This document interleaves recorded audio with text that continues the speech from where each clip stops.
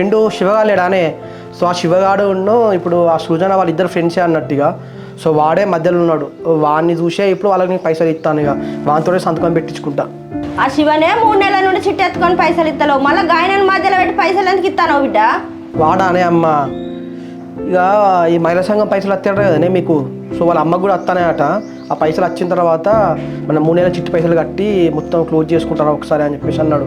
అయినా వాడు అంతకుముందు చిట్టి వేసినప్పుడు మంచిగానే కట్టిండే, ఇప్పుడే కదా 3 నెలలు కట్టాలి. సరే సరే బిడ్డ, జాగ్రత్త మరి.